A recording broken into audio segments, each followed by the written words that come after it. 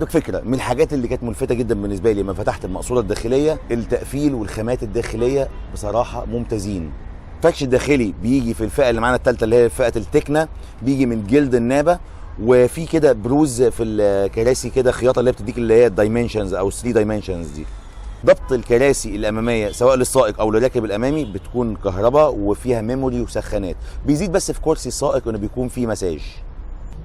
البطانه الداخليه للابواب جايه هنا من الجلد، هنا جلد، هنا في برضو زراير التحكم في الازاز وفي المرايات زي ما احنا شايفين هنا والظبط والحاجه زي كده كلها. برضو هنا زي ما قلنا هنا في جلد، طبعا الجزء ده بلاستيك.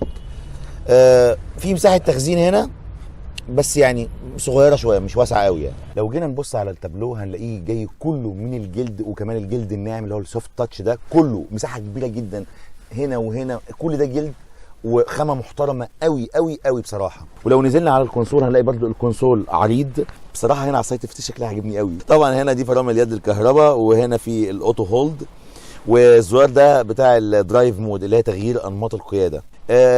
الكونسول كده مع التابلو بتاع العربيه ما فيهوش تعقيد كتير، شكله سيمبل بس لذيذ قوي، شكله حلو يعني برغم ان هو ما فيهوش افتكاسات وزحمه وحاجات كده، لكن شكله ظريف.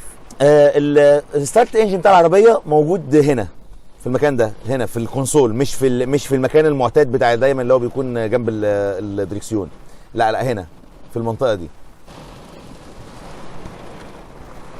انا بكلمكم على فكره، عايز اقول لكم الجو بره العربيه انا مش عارف اطلع، يعني انا هقعد اشرح في العربيه كتير كده لان الجو بره مش مطر عاديه، لا ده تقريبا حنفيه مفتوحه.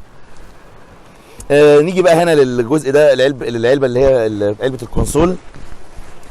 في هنا مساحه تخزين شكلها ظريف، ولو عملناها كده بص هنا كده اهو تعملها كده جايب. هي طبعا علبه صغيره مش كبيره قوي. هنا فتحتين يو اس بي، واحده تايب سي وواحده تايب ايه. اقفل بقى، فكرتها ظريفه قوي ان انت لو مش عايزها خالص كده اهي كده تقفل وتفتح معاك كده، بص معاك. طب عايز تلغيها خالص اهي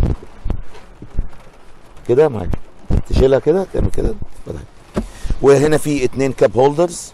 عايز اقول لكم برده هنا ملحوظه في الكونسول، الجزء ده كده من هنا لغايه هنا كده كل ده جلد بصراحه. لا العربيه فيها خامه، يعني خامه محترمه جدا وممتازه، مش بخلين عليها في الخامات بصراحه.